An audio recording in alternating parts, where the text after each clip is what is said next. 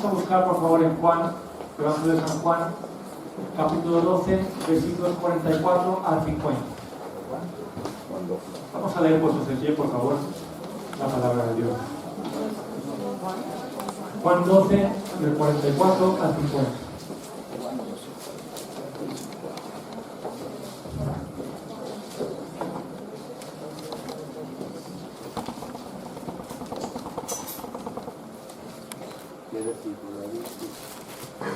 ¿Lo tenemos? Vamos a leer el versículo.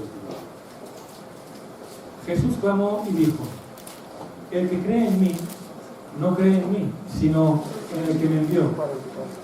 Y el que me ve, ve al que me envió. Yo, la luz, he venido al mundo para que todo aquel que cree en mí no permanezca en tinieblas. Al que oye mis palabras y no las guarda, yo no le juzgo, porque no he venido a juzgar al mundo, sino a salvar al mundo. El que me rechaza y no recibe mis palabras, tiene quien le juzgue. La palabra que he hablado, ella le juzgará en el día postrero. Porque yo no he hablado por mi propia cuenta.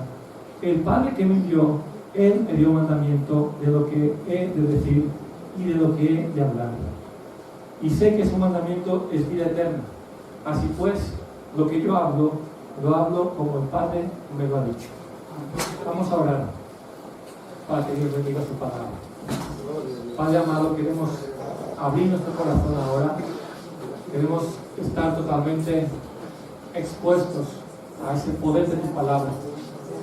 Señor, sabemos que viene de ti, que viene del cielo, y te pedimos que tu Santo Espíritu haga esa obra maravillosa en cada uno de nosotros. Que no sea el hombre, que no sean palabras de hombre, sino que seas tú hablando a cada uno. Queremos esa actividad propia de tu Santo Espíritu.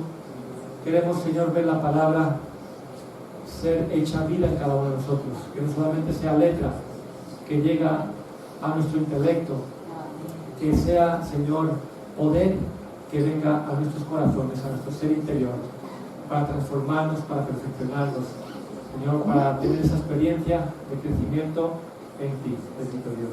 Gloria a tu nombre por ello. Amén. Podéis tomar asiento. No sé si podéis compartir o vais a veros identificados con lo que os voy a compartir de mi experiencia personal, porque cada uno tiene una experiencia muy personal con Cristo, cada uno tiene una manera muy singular, ¿verdad?, de haber recibido a Cristo y de permanecer en Él, de estar ahí. Yo me acuerdo que al inicio, pues yo tuve una entrega, por supuesto, a la fe, a Cristo que vino a mi vida cuando tuve conocimiento, ¿verdad?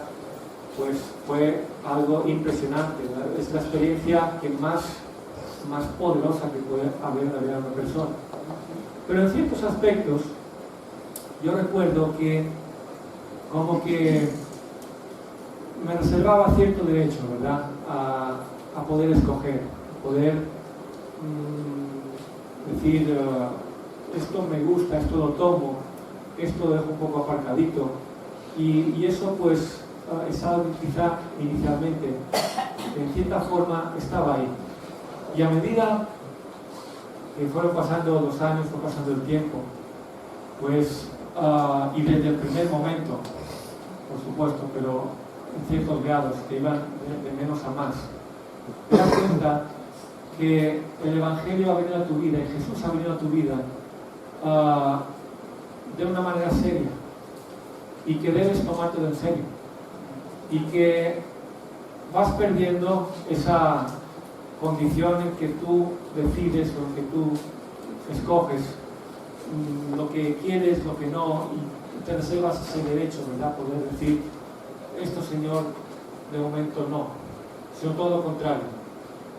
Jesús es el Señor de tu vida, y esa soberanía suya sobre ti se hace cada vez más latente, más fuerte, y no puedes desecharlo. Dios viene a ti en Jesucristo para apropiarse de todo, para apoderarse de tu vida, y no para algo digamos, negativo, algo en que Él se enseñoree y te quite a ti algo y tú pierdas. Es precisamente para darte vida. Es porque cuando nosotros nos entregamos a Él, cada vez que le entregamos, cada vez que Él se apropia de algo que consideramos nuestro, eso ha pasado de muerte a vida. Mientras está bajo tu control, está en muerte, está en esa condición pues no provechosa para la vida eterna, solamente pues en asuntos temporales que eso no aprovecha para nada. Pero cuando eso es conquistado por Cristo, entonces eso recibe vida verdadera. El mandamiento que recibí de mi Padre, eso se ha dado, y sé que ese mandamiento es vida eterna. Por tanto, yo este mensaje lo he titulado El Evangelio no es un juego.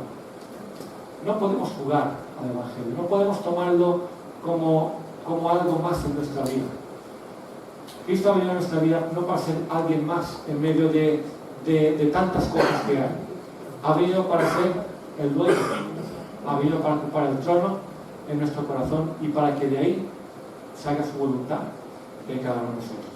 ¿Estamos de acuerdo? Vamos a desarrollar pues este pasaje, que es muy interesante. Los primeros versículos 44 y 45 dice: Jesús clamó y dijo: el que cree en mí no cree en mí sino en el que me envió, y el que me ve al que me envió. Aquí encontramos a Jesús siendo enviado por el Padre, y nosotros de alguna manera este mensaje lo vamos a enfocar en el hecho de que Jesús es el enviado del Padre a nuestras vidas, pero nosotros también somos enviados por Jesús al mundo. Si vamos un momentito a Juan, vamos a poner el punto ahí en este pasaje que hemos visto en Juan 12, porque vamos a desarrollarlo, pero vamos a Juan capítulo 20, un momentito. Jesús es el enviado de Dios, Jesús es el enviado del Padre, pero aquí una vez resucitado, Jesús aparece a sus discípulos y les dice, en el versículo 21, dice: entonces Jesús les dijo otra vez: paz a vosotros. ¿Y qué dice? Como me envió el Padre, así también yo os envío. O sea que el Padre envió a Jesús, y Él dice: el que me recibe a mí, recibe al que me envió, el que me ve a mí, ve al que me envió. Pero también nosotros somos enviados por Jesús. Por lo tanto, el que nos oye a nosotros debe oír a Jesús. El que nos ve a nosotros debe ver en nosotros ¿a quién? A Jesús, el que nos envió. Por eso vamos a enfocar este pasaje en esos dos sentidos. Uno es lo que recibimos de Jesús, el enviado a nuestras vidas. Y otra cosa es la responsabilidad que tenemos de nosotros como enviados de Jesús al mundo, dar de aquello que hemos recibido de Jesús. Jesús dio de lo que había recibido del Padre, ¿no es así? Las palabras que he oído del Padre, tal como lo ha dicho el Padre, así yo lo he hablado, así yo he testificado lo que me ha dicho el Padre. Así nosotros debemos ser fieles también en dar de aquello que hemos recibido de Jesús. Como el Padre me envió a mí, así yo os envío a vosotros. Es interesante que el que envía es mayor que el que es enviado. ¿Estamos de acuerdo en esto? El que envía es el que tiene la autoridad sobre el enviado. Jesús, Padre, Hijo y Espíritu Santo, es Dios, ¿verdad? En tres personas. Pero Jesús, en ese aspecto, en ese ministerio que Él tiene sobre la tierra, lo hace en obediencia al Padre. Los principios de autoridad se emanan de la propia Trinidad de Dios. Y Dios es el primero que opera en autoridad, en unos principios de autoridad. Por lo tanto, Jesús está reconociendo al Padre como alguien superior, como aquel que me envió y aquel que me dijo lo que tengo que decir, aquel que me ordenó, que me dio los mandamientos que yo tengo que dar en medio de este mundo. El que envía es el mayor y el que es enviado es el menor, el que obedece. ¿Estamos de acuerdo? no podemos, fijaos que dice Juan el Bautista, en Juan capítulo 3, Juan el Bautista hace una declaración muy interesante. Juan capítulo 3, versículo 27. Respondió Juan, hablando de Juan el Bautista, y dijo: no puede el hombre recibir nada si no le fuere dado, ¿de dónde? Del cielo. No puede el hombre recibir nada si no le fuere dado del cielo. El que envía es el que provee. El que envía es el que da. El Padre envió al Hijo, pero lo proveyó de las palabras que él tenía que decir. No envió al Hijo, dijo: di lo que se te ocurra. No, envió al Hijo y le dio mandamiento de lo que tenía que hablar. Le dijo lo que Jesús tenía que decir a los hombres. Y nosotros no podemos ir sin haber recibido antes de Jesús lo que tenemos que decir al mundo. Porque si vamos de nuestra cuenta, hablando nuestras palabras, no habrá ninguna efectividad. ¿Qué es lo que realmente es verdadero y es efectivo? Lo que proviene ¿de dónde? Del cielo. Del cielo. Del cielo. De ahí viene lo verdadero. Lo que procede del hombre, lo que procede de la tierra, lo que procede de aquí abajo, en iniciativa propia, entonces eso está bajo la mentira, bajo el engaño, está bajo la falsedad, bajo lo que es propio del reino de este mundo, que es un mundo de tinieblas, un mundo pues bajo el engaño. Pero lo que viene del cielo es el verdadero. Por lo tanto, nadie puede decir: yo tengo por mí mismo algo bueno que dar. No tienes nada bueno si no lo has recibido antes. Y lo has recibido de alguien que está por encima de ti y te lo ha impartido. Y eso siempre viniendo de la fuente única de la verdad, que es el cielo. El cielo de Dios, el reino de Dios. De ahí procede todo lo que pone, todo lo que es verdad. Nosotros tenemos que tener la humildad de reconocer que necesitamos aprender primero para después poder enseñar. La persona que se hace maestra a sí mismo, esa persona está muy mal, porque no reconoce una autoridad por encima, no reconoce la necesidad de tener que ser enseñado. Se cree, se jacta de que con sus propios dones, con su propia capacidad, es autosuficiente para sí mismo y para poder impartir a otros. Eso es totalmente falso. Es un engaño total. Jesús, siendo la palabra hecha vida, recibió primero la palabra del Padre para poder dar palabra a los hombres. Nadie puede decir que tiene nada si no ha recibido primero del cielo. Nada que sea verdadero. Y es muy diferente operar cuando uno va por libre y cuando uno va en sus iniciativas a operar bajo autoridad o no serlo. En Hechos 15, el versículo 25, aquí dice lo que escribieron en la carta. Dice: y escribir por conducto de ellos, de los que serían enviados juntamente con Pablo y Bernabé. Dice, así decía la carta: los apóstoles y los ancianos y los hermanos. Fijaos cómo ahí está, digamos, el orden de autoridad. Los apóstoles de la autoridad apostólica que habían estado con Jesús, y los ancianos, que eran gente madura de esa iglesia, que fueron los que se reunieron realmente para tratar el asunto.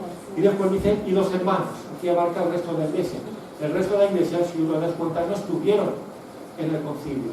Ellos reconocieron simplemente lo que sus dirigentes, gente madura, como eran apóstoles y ancianos de la iglesia, habían tratado y habían llegado a una conclusión. Por tanto, dicen los apóstoles, los ancianos y en general pues la iglesia que está en Jerusalén, todos los hermanos, hablan, dirigen la carta a los hermanos de entre los gentiles que están en Antioquía y en Siria y en Cilicia. Salud. Dice: por cuanto hemos oído que algunos que han salido de nosotros, salen de la iglesia de Jerusalén, pero ¿qué dice? A los cuales no dimos orden, os han inquietado con palabras, perturbando vuestras almas, mandando circuncidados y guardar la ley. Fijaos que dice: estos salen de nosotros, pero no les dimos orden nosotros. Estos fueron no enviados, sino que fueron de su propia cuenta y fueron bajo ninguna clase de cobertura. ¿Y qué es lo que estuvieron dando? ¿Verdad de Dios? ¿O cosa engañosa, cosa negativa, cosa dañina de parte de ellos mismos?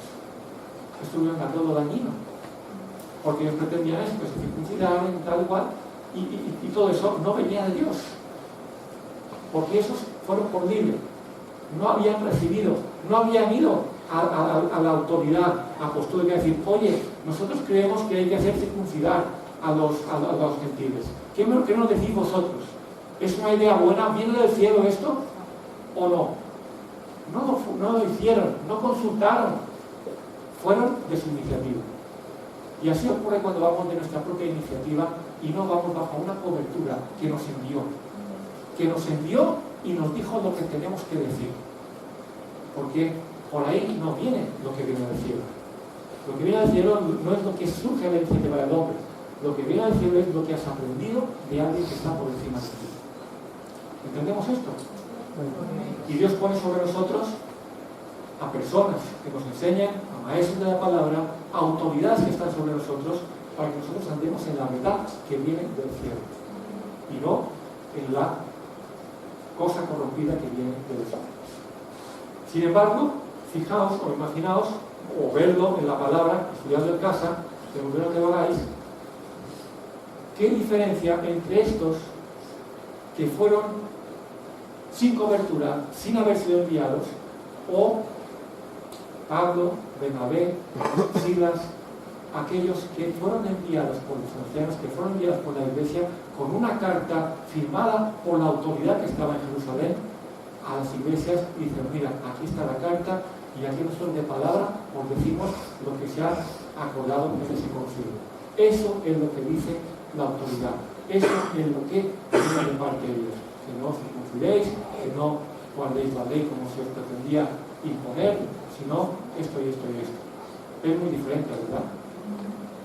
Es muy diferente. Es muy diferente cuando nosotros podemos entender que somos embajadores del reino y que no lo hacemos en nuestra propia iniciativa, sino que lo hacemos bajo una autoridad que está por encima de nosotros, de la cual hemos recibido orden, de la cual hemos sido enviados y por lo cual en obediencia estamos haciendo las cosas. Es muy distinto. Hay otro ejemplo muy claro también. ¿Os acordáis cuando Pedro le prometió a Jesús fidelidad y después le negó? Veamos esto un momentito. Está en Mateo, capítulo 26, versículos 31 a 35. Mateo 26, 31 a 35.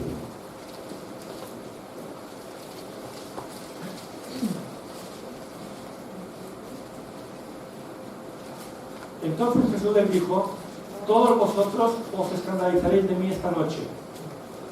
Fijaos en detalle, pero porque escrito está, heriré al pastor y las ovejas del rebaño serán dispersadas. Pero después que haya resucitado, iré delante de vosotros a Galilea. Respondiendo Pedro le dijo, aunque todos se escandalicen de ti, yo nunca me escandalizaré. Y Jesús le dijo, de cierto, te digo que esta noche, antes que el gallo cante, me negarás 3 veces. Pedro le dijo, aunque me sea necesario morir contigo, no te negaré. Y todos los discípulos dijeron lo mismo. ¿Qué diferencia hay ahí? ¿Con qué autoridad habla Pedro? ¿De dónde tiene Pedro sus palabras para decirle, yo no te negaré, yo te seré fiel, yo no te voy a abandonar? ¿De dónde tiene eso Pedro? De sus propios impulsos. De su propio impulso. Que puede parecer muy noble, ¿verdad? Que no quiero abandonar a mi maestro. Yo creo que Pedro tenía un deseo real de no abandonar a Jesús. Pero venía de sus impulsos. No venía de alguien superior, de alguien que lo cubriera. Pedro estaba solo en esto. Era él, de su iniciativa, era él, de sus propios sentimientos, o lo que fuera, que fue impulsado a hablar esas palabras. En cambio, Jesús habla de otra manera. Jesús les anuncia, ¿me vais a dejar solo? ¿Vais a desaparecer? ¿Os vais a dispersar? ¿Por qué? ¿Porque yo lo digo? ¿Porque yo siento que va a ser así? No, porque escrito está. Escrito está. Y esa escritura va a cumplirse. Aquí estará este momento. Jesús habló bajo la autoridad de la palabra. Amén.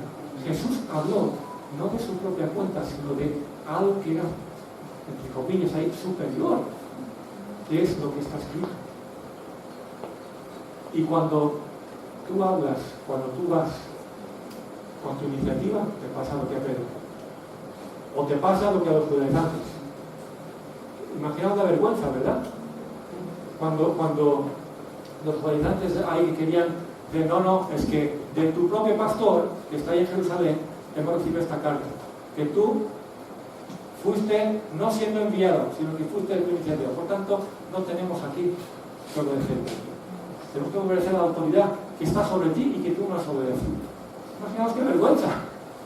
Pero imaginaos la persona que va bajo autoridad.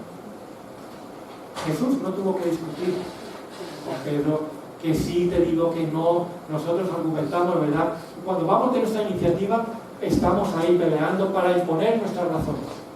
Cuando estás bajo autoridad, cuando estás siendo enviado por alguien superior que te ordenó, que te envió, con lo que tienes que decir o tienes que hablar, tú simplemente lo dices, te creen, te reciben, maravilloso, que no, ya llegará el momento que lo vas a ver. Ya llegó el momento que canto del año. Y Pedro se dio cuenta de dónde estaba la verdad. En el que habla bajo autoridad y no bajo sus propias iniciativas. Por eso, si queremos tener lo verdadero para poder darlo, tenemos que recibirlo antes. Tenemos que reconocer al que el Padre envió, a Jesús, que fue enviado a nuestras vidas, y aprender de él.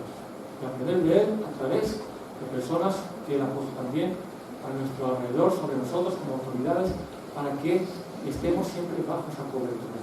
Jesús, siendo la palabra hecha vida, acordaos cuando era niño, estaba aprendiendo de los maestros de la ley en el templo. ¿Recordáis cuando los padres lo habían perdido? Se había quedado allí en el templo. ¿Qué estaba haciendo? Estaba aprendiendo, estaba estudiando la palabra.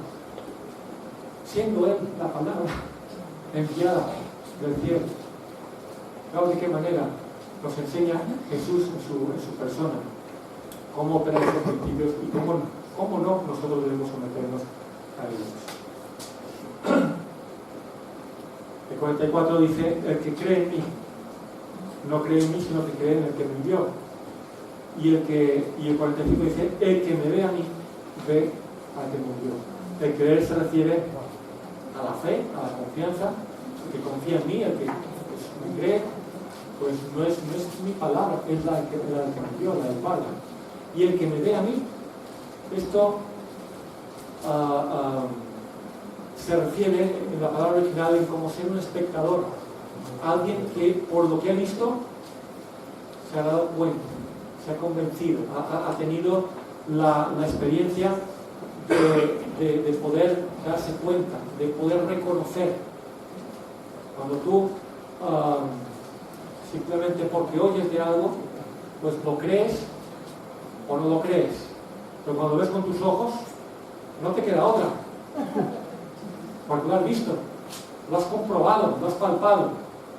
Por tanto, hay como dos aspectos ahí, ¿verdad?, en lo que es la revelación de Dios al hombre, el poder creer, el poder confiar que lo que dice Jesús es verdadero, pero también poder experimentar, no solamente tener una revelación, digamos, de palabra, sino que la palabra se hace vida, se hace experiencia real de nosotros, y es donde nosotros vemos de una forma mucho más clara que simplemente teniendo una información. ¿Estamos de acuerdo? Y así nosotros debemos tener en nosotros también no solamente las palabras, sino la vivencia de la palabra. En el libro de Hechos empieza el capítulo 1, versículo 1, diciendo, Lucas le dice a Teófilo, al destinatario de la carta, dice, en el primer tratado, o sea, en el Evangelio de Lucas que tenemos, la primera carta, lo primero que te escribí, dice, yo te conté lo que Jesús empezó, lo que Jesús comenzó a hacer y a enseñar. Fijaos que están las dos cosas. No es solamente a enseñar, sino a hacer y enseñar. Así es que tiene que haber una armonía. Si vemos Mateo 5, versículo 19, un momentito, aquí habla acerca de nosotros. Mateo 5, 19. De manera que cualquiera que quebrante uno de sus mandamientos muy pequeños y así los enseñe, muy pequeño será llamado el reino de los cielos. Mas cualquiera que los haga y los enseñe, este será llamado grande en el reino de los cielos. Y si os dais cuenta, tanto en Hechos, si lo veis allí, como aquí, primero va el hacer y después el enseñar. Si tú quieres ser maestro, primero tienes que ser ejemplo. ¿Entendéis? ¿Qué diferencia había entre los maestros judíos y Jesús? ¿Por qué la gente se admiraba de la doctrina de Jesús? Y le reconocían como alguien que tiene autoridad, que sus palabras vienen con autoridad, me penetran hasta lo profundo. ¿Por qué? Dice que era así, no como los escribas, y lo comparan con los escribas y los maestros de la ley. Porque aquellos no hacían, aquellos no eran ejemplo, aquellos eran gente que simplemente decía al pueblo, haz esto, no hagas esto, haz esto, no hagas esto, pero ellos ni con un dedo querían mover esas cargas que ponían sobre la gente. En cambio Jesús era muy diferente. Jesús era el ejemplo, era la palabra viva, era la palabra cumpliéndose en sí mismo. Y de ahí hablaba. Jesús era el ejemplo primero.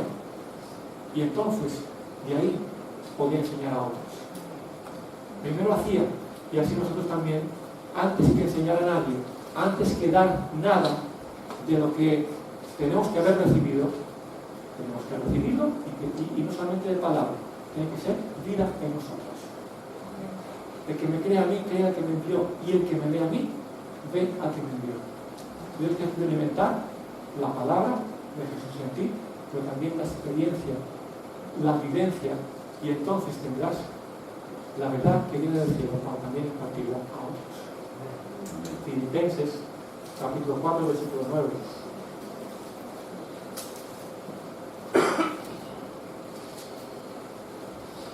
Filipenses 4, 9. Fijaos cómo habla Pablo. Lo que aprendisteis y recibisteis y oísteis, ¿y qué más? Y visteis en mí, esto haced, y el Dios de paz estará con vosotros. Pablo no solamente dice lo que yo os enseñé, lo que yo mandé que hicieseis. No. Recibisteis, oísteis, visteis en mí. Pablo puede decir con autoridad, imitadme a mí. ¿Por qué? Porque yo imito a Cristo.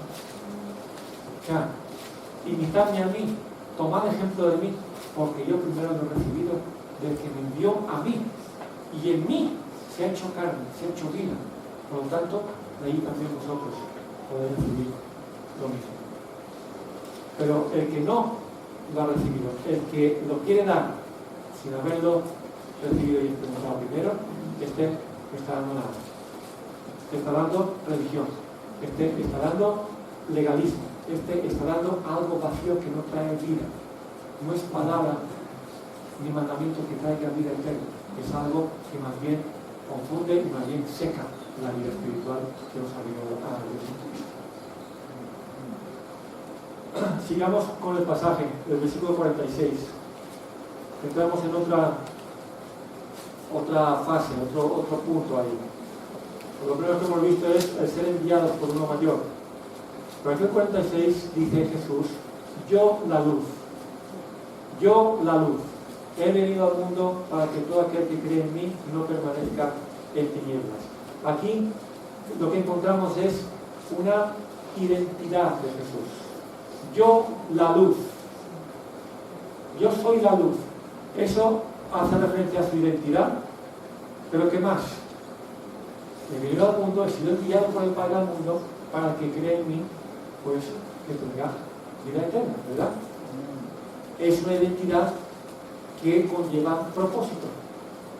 Conlleva propósito. Yo soy esto, y por lo tanto, porque soy esto, también puedo ser capaz de producir el fruto de lo que soy. Al ser la luz, yo puedo alumbrar al mundo para que el mundo deje de estar en tinieblas, no permanezca en tinieblas, sino que venga pues a recibir vida. Por tanto, yo la luz, Jesús es la luz. Veamos en Juan capítulo 1, capítulo 1, versículo 4 al 9.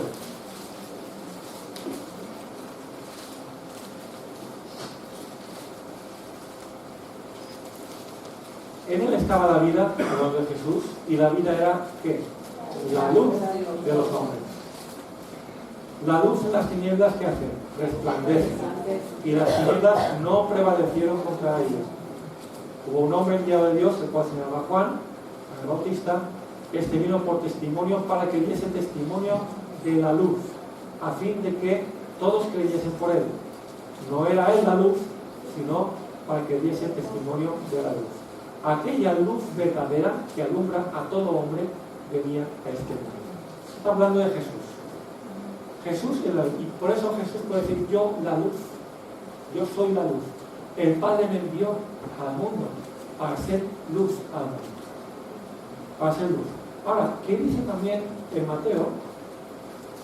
En el capítulo 5, versículo 14.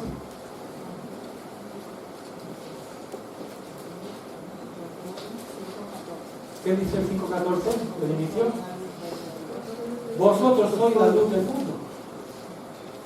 ¿Quién es la luz? ¿Jesús o nosotros? Pues Jesús es la luz y nosotros somos la luz porque tenemos a Jesús. Porque Él está en nosotros. No tenemos luz propia por nosotros mismos. Lo hemos recibido de quién? De Él. De Él.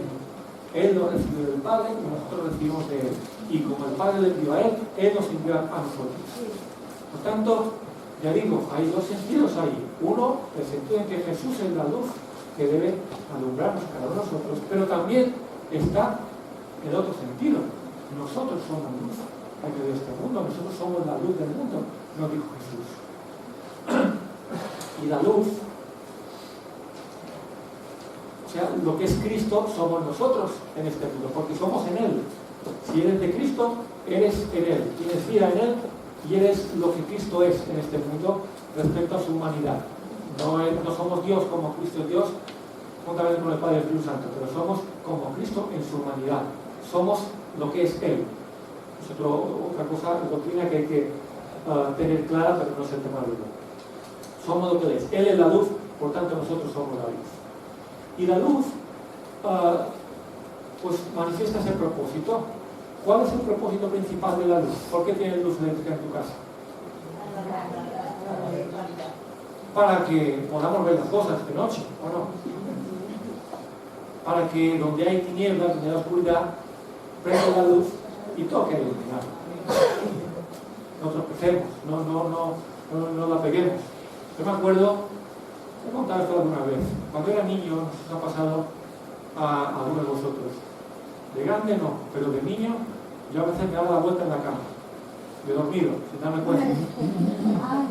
Ay, sí, no soy el único, ya lo veo. Me daba la vuelta en la cama y de repente te despertabas con un pipí, lo que fuera. Y claro, tú seguro que ahí estaba la puerta, que ahí estaba la pared, que ahí estaba la cama de tu hermano. Y claro, y tú te levantabas todo confiado en que estabas en la posición en que te habías dormido, sin saber que te había dado la vuelta. Imaginaos, te la pegas con la puerta, te pegas con la pared, de todo, hasta que das con el interruptor y aprietas y la luz te lo revela todo. Ay, es que aquí ha pasado algo de noche, yo de noche se ve que tengo actividad también. Por eso la luz tiene ese propósito, puede alumbrar lo que está en tinieblas, poder darnos claridad y aquello que a lo mejor nos tienen un engaño. Nos tienen engañados pensando que es de una forma, pero tienen otra forma. Por lo tanto, la luz nos da conocimiento de aquello que ha estado oculto, de aquello que está en tinieblas, de aquello que está escondido. Y la luz viene y lo alumbra. Y eso, hablando precisamente de la experiencia personal que tenemos cada uno con Cristo para nuestra salvación, tiene que ver con la verdad nuestra, que es el pecado. La luz de Cristo viene y manifiesta nuestro pecado, manifiesta nuestra condición delante de Dios. Si vamos a Juan capítulo 3, cuando Jesús habla con Nicodemo, hay una conversación tan interesante. Juan capítulo 3, dice versículo 19 al 21. Y esa es la condenación, que la luz vino al mundo y los hombres, ¿qué hicieron? Amaron más las tinieblas que la luz. ¿Por qué? Porque sus obras eran malas. La luz hace salir el pecado a luz, o sea, da conocimiento de lo que hay escondido en el ser humano, de la condición pecaminosa que queremos esconder, que guardamos ahí ante los ojos, que nadie nos vea. Pero cuando viene Jesús, cuando viene la luz, alumbra todo eso, y eso queda expuesto, eso queda en evidencia, y hay una confrontación. Por lo tanto, aquí dice que la condenación consiste en ¿qué? En que cuando viene esa luz y te alumbra y te da conocimiento de tu pecado, amas más el pecado, no quieres dejar eso y por tanto aborreces la luz, por tanto desechas la luz. Y esa es la condenación. Dice, porque tú aquel que hace lo malo, aborrece la luz y no viene a la luz para que sus obras no sean reprendidas. Mas el que practica la verdad, ¿qué hace? Viene a la luz para que sea manifiesto que sus obras son hechas en Dios. Cuando tú estás en pecado, lo que haces es, puedes hacer dos cosas cuando viene la luz. Puedes decir, aborrezco la luz porque descubre mi condición, porque me saca mis vergüenzas, porque me saca aquello que yo he tenido guardado, que yo no quiero que se conozca, porque es una condición vergonzosa. El pecado nos tiene en vergüenza. ¿Os acordáis cuando Dios apareció en el huerto y el hombre había caído en pecado? Se escondió de Dios. Se hizo delantales para cubrir su condición vergonzosa, uno frente a otro. El hombre y la mujer, mira que eran uno, mira que carne y hueso, uno del otro, pero ya estaba ahí la vergüenza, ya estaba ahí el esconder, el dejar oculto en tinieblas aquello que no quiero que se vea. Cuando viene la luz, todo eso queda descubierto. Y tú puedes huir de la luz para seguir en la misma condición, o puedes venir a la luz, que es lo que nos propone Dios en Cristo. Es decir, todo esto está ahí. Soy pecador, Señor. Tú lo has manifestado, me lo has dado a conocer. En lo que hay en mí es todo pecado, todo vergonzoso.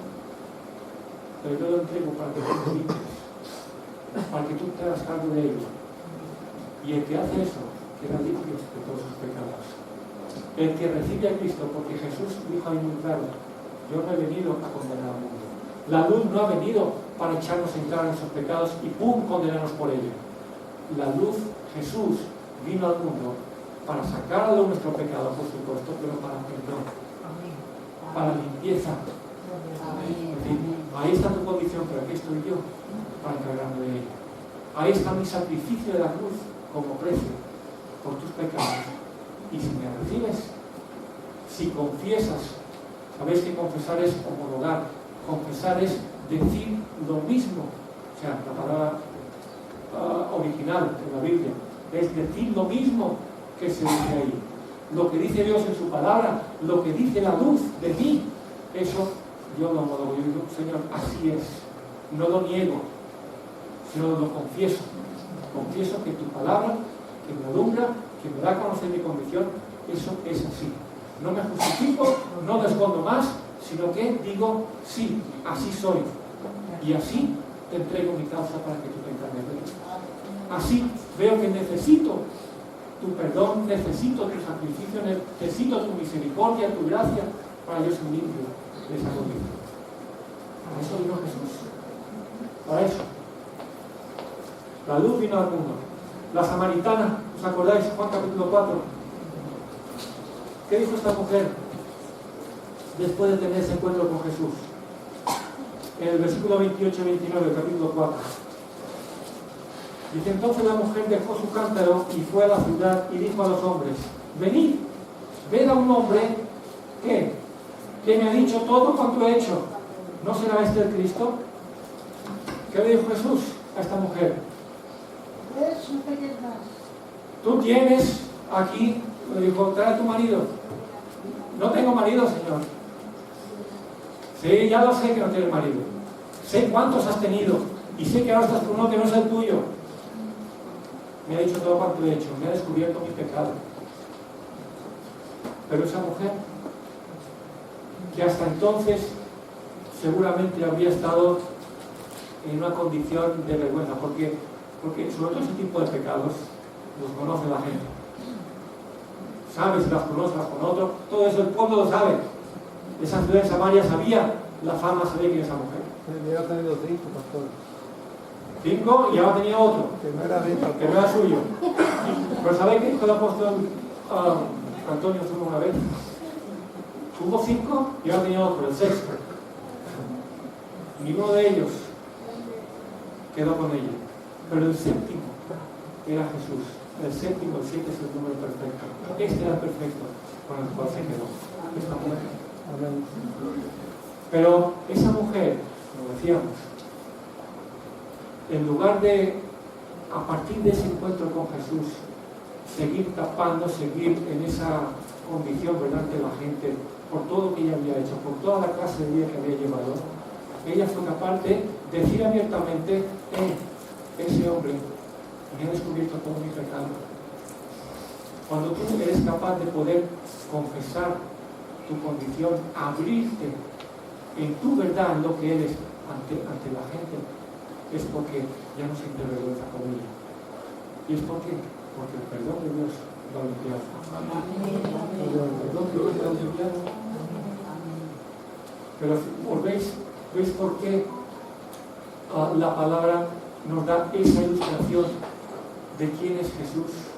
Lo ilustra con la luz. La luz tiene ese propósito, ¿verdad?, de alumbrar aquello que quizá había estado oculto en tinieblas, y eso viene y lo deja todo en evidencia.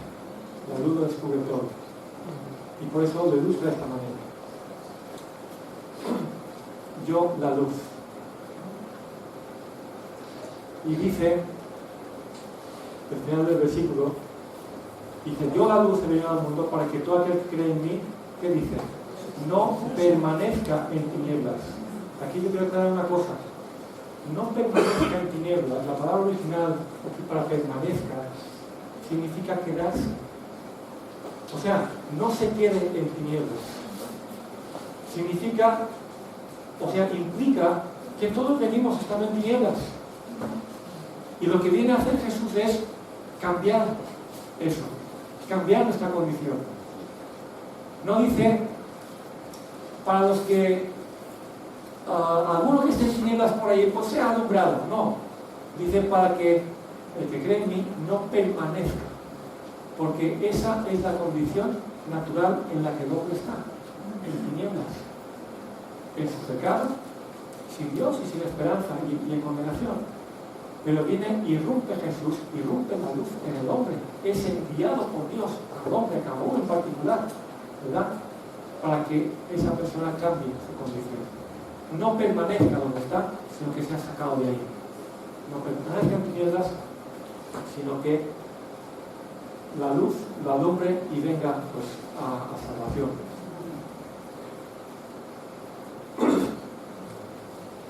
Nosotros desconocemos esa condición, no somos realmente conscientes de la necesidad que tenemos del perdón de Dios hasta que Jesús viene en nuestras vidas, hasta que el Espíritu Santo nos convence, ¿verdad?, de Dios, para convencer al mundo de pecado, de justicia y de juicio. Es una obra que hace el Espíritu Santo de nosotros. Y así nosotros, una vez experimentado eso, dice: vosotros sois la luz del mundo. Nosotros debemos resplandecer, como dice también en otro lugar, como luminares en el mundo. Debemos resplandecer. ¿Con qué luz? Con la de Jesús. No con una luz en el sentido de que nosotros somos mejores que nadie. No, nosotros debemos brillar mostrando la obra de Cristo en nosotros, mostrando la obra de amor y de misericordia en personas pecadoras como éramos nosotros cada uno, pero habiendo sido tocados, visitados, transformados por Jesús. Esa es la luz que debemos llevar, ese es el testimonio. Hay gente que piensa, cuando hablamos de ser testimonio ante los demás, pensamos en ser correctos, infalibles, en ser santos, en ser totalmente, mostrar una imagen perfecta como hijos de Dios que somos. Y yo no digo que no sea en cierta manera así, pero el mejor testimonio no es el mostrarte perfecto. Los fariseos buscaban eso. Los fariseos buscaban mostrarse ante los hombres como aprobados por Dios en todo su comportamiento, en todo lo que hacían, en todo esto, ¿no? Pero por dentro, ¿cómo estaban? Pues en la condición de cualquier hombre. Estaban en su pecado, estaban en su condición. Sin embargo, esta samaritana fue un testimonio a su ciudad. ¿Por qué? Porque ya no fue a ellos, mira, he cambiado, qué bueno soy ahora, ya he dejado aquel con el que estaba ilícitamente, ahora voy a esperar, si Dios me da un marido, lo haré todo correctamente a partir de ahora. No dijo eso. No mostró una imagen de cambio en el sentido, ahora soy mejor que antes. No. Este hombre me ha dicho todo cuanto he hecho. Pero ¿sabes qué? Que me siento perdonado. ¿Qué testimonio fue Zaqueo? Un testimonio poderosísimo. Yo he pecado, yo he defraudado, yo me he apropiado indebidamente del dinero de la gente, siendo un recaudador de impuestos. ¿Sabes qué? Que en todo tiene defraudado, voy a devolver cuadruplicado. Y de mi fortuna personal voy a dar la mitad a los pobres. ¿Por qué? Porque tuvo la visitación de Jesús en su casa. Porque Jesús vino a su vida y es el testimonio, es ver vidas transformadas, ver vidas tocadas por el poder de Dios en Jesucristo. Cuando Él toca nuestras vidas. Y el que me ve a mí, ve a quien me envió. Ve a Cristo, que en mí está haciendo eso. A Cristo, quien a mí me limpió, me perdonó.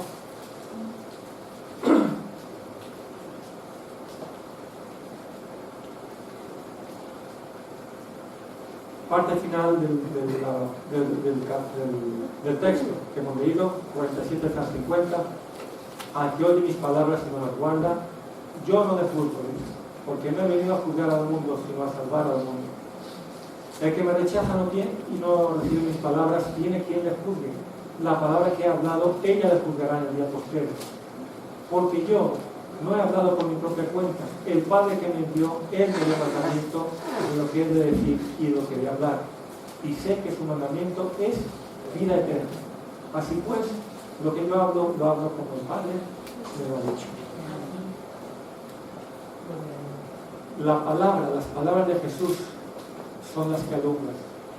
O sea, la luz tiene mucho que ver con lo que es la palabra. La palabra de Jesús es la que confronta, la que nos hace ver, la que confronta la carne caída. Pero, como ha dicho aquí, como hemos visto ya, Él no viene para condenar, Él viene para salvar a los perdidos. La luz, la palabra de Jesús, que Él la habla tal como el Padre se la ha dado. Y eso es vida eterna, es porque es necesario. Es necesario que la condición del hombre reciba esa visitación de la verdad de Dios a través de su palabra. Y eso alumbre la condición del hombre para darse cuenta que está perdido, que está en pecado y está condenado. Pero viene, ya digo, la luz de la verdad, no para condenar, sino para salvar, mediante la obra de Cristo en la cruz a que se recibe. Mediante la confesión y el arrepentimiento, pues todo eso queda solucionado, queda limpio nuestro pecado.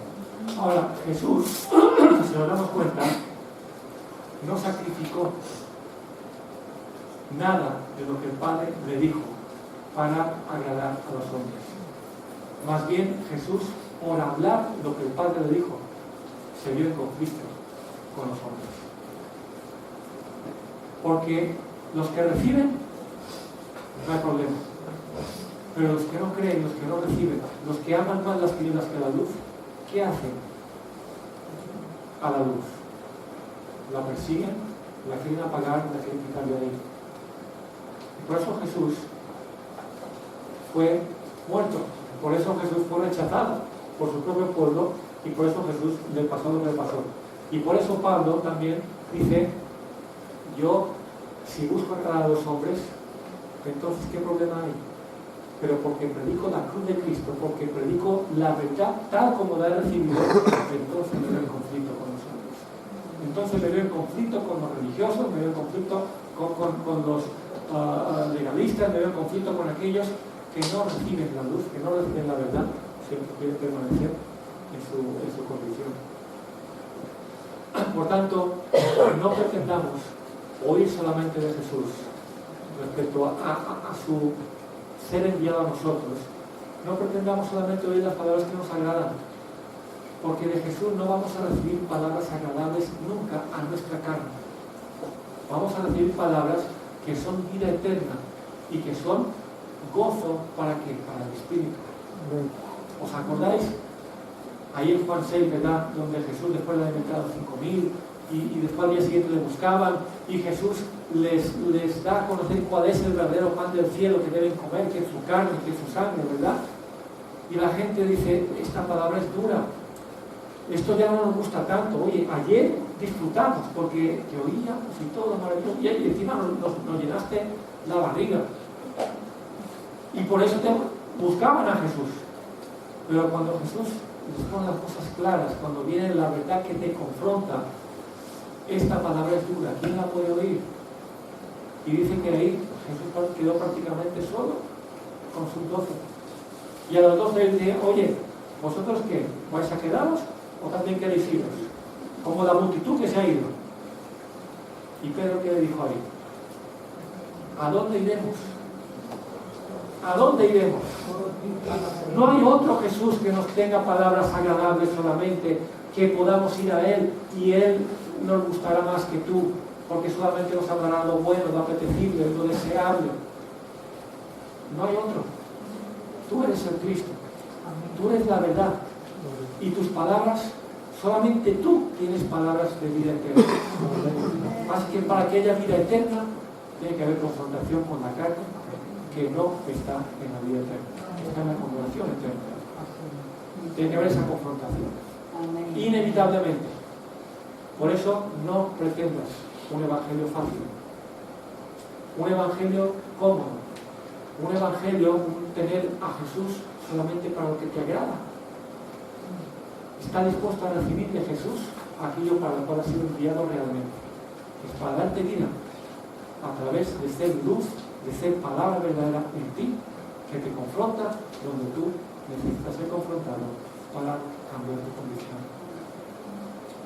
Y cuando tú vas a compartir de lo que has recibido, no busques agradar a los hombres, no busques dar un evangelio de bendiciones, ven a Cristo y todo te irá bien, ven a Cristo porque es lo mejor que te va a pasar en la vida.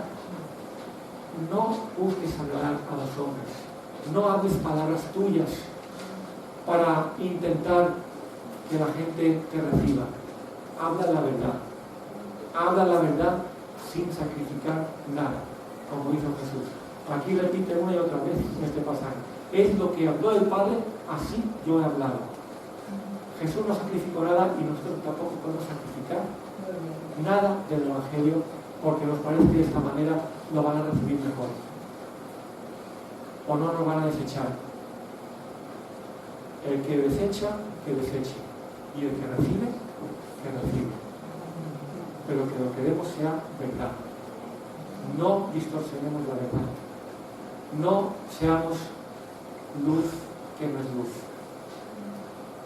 seamos verdad con nuestra vida, con nuestra vivencia y con lo que predicamos. Y el que rechaza, Jesús dice, pues yo no le juzgo, pero ¿le juzgará quién? la palabra que he hablado.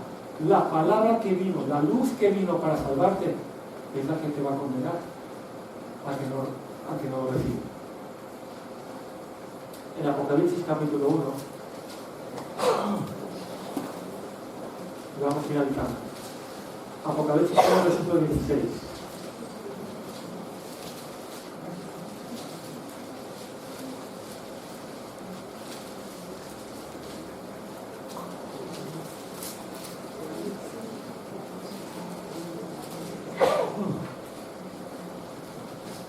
Apocalipsis 1:16 dice: tenía en su diestra 7 estrellas, y que dice, de su boca salía que una espada aguda de 2 filos, y su rostro era como el sol cuando resplandece en su fuerza. De su boca salía una espada aguda de 2 filos. Dice que la palabra de Dios es como una espada de doble filo, ¿verdad? Que penetra hasta lo profundo y conoce hasta lo más íntimo de los hombres. Aquí Jesús, esa espada, ¿sabe de dónde? No la tiene en su mano, sale de su boca. Es palabra. ¿Una espada qué es? Es un arma. Es un arma para matar. O para hacer guerra. ¿Con qué Jesús? ¿Con espada en su mano? Con su palabra. La palabra que yo he hablado, esa le va a juzgar. Porque esa palabra viene para salvación. Pero cuando vuelva a Cristo, ya no vendrá para salvar a los hombres. Eso ya vino para eso, ya vino para morir. Cuando vuelva a Cristo vendrá para juzgar al mundo, para reunir a los suyos y ejecutar juicio contra los que rechazaron. Ahí mismo en Apocalipsis capítulo 2, versículo 16. Aquí habla a la iglesia, pero la iglesia que necesita ser corregida. Y dice, por tanto arrepiéntete, por si no vendré a ti pronto y pelearé contra ellos. ¿Con qué? Con la espada de mi boca. Con la palabra que vino para salvarlos, pero ¿qué están haciendo? La están desechando. Por tanto, esa palabra es la que juzgará. El capítulo 19, versículo 15.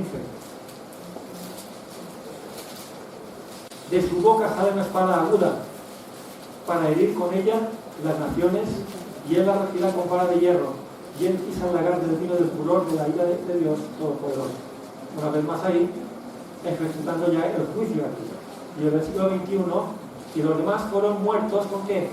Con la espada que salía de la boca del que montaba el caballo, y todos igual las aves saciaron las carnes de él. Jesús vino para morir por el mundo, y ahora mismo dice, yo no condeno. El que no recibe mis palabras, el que aborrece la luz y se va de todo eso, yo no le juzgo ahora mismo. No. Yo no vino para eso. Es el tiempo de la gracia. Es el tiempo de la buena voluntad de Dios para con los hombres. Eso anunciaron los ángeles cuando nació Jesús, ¿verdad? Ha venido, ha sido enviado Jesús en la buena voluntad de Dios para con los hombres, para salvarlos. Pero cuando vuelva a Cristo, ya no vendrá como cordero para morir sacrificado. Vendrá como león. Vendrá como el rey que viene a establecer su reino y ejecutar juicio para aquellos que rechazaron. La palabra que ahora está ahí, la luz que ahora está ahí, para alumbrar el pecado, para que el pecador sea perdonado y recibido a vida eterna, esa misma luz va a venir, esa misma palabra va a venir a descubrir la verdad del que está ahí permaneciendo en tinieblas. Y de ahí ya no habrá escape, de ahí ya no habrá forma ni de ser perdonados, ni de ser librados, ni escapar del juicio. La palabra misma dice, la espada de su boca es la que nos va a condenar. Ahora es el tiempo. Por eso, hermanos, el título de este mensaje, el Evangelio no es un juego. El Evangelio es serio, es algo serio que Jesús haya venido a tu vida. La fe viene por el oír, ¿verdad? La palabra. La fe, como he dicho muchas veces, no la puede generar el hombre, no la puedes producir, pero el que la tiene tampoco la puede destruir. El conocimiento que Dios te ha dado de la verdad no lo puedes destruir. Lo que puedes hacer es abrazarlo o desecharlo. Y ahí está la clave. Ahí está tu responsabilidad de qué vas a hacer con aquello. ¿Qué vas a hacer con el enviado de Dios a tu vida? Con Jesús que vino a tu vida. Pero no lo podrás nunca destruir. No podrás nunca deshacer la fe que Dios, el conocimiento, la fe que tiene que ver con conocimiento, ¿verdad?, de la verdad que Dios también ha revelado en Jesucristo. Nos corresponde abrazar eso, y nos corresponde entregar nuestra vida para ser también esos enviados de Jesús al mundo, para nombrar a otros. Por tanto, seamos fieles en recibir y fieles también en dar. Vamos a orar, nos ponemos en pie.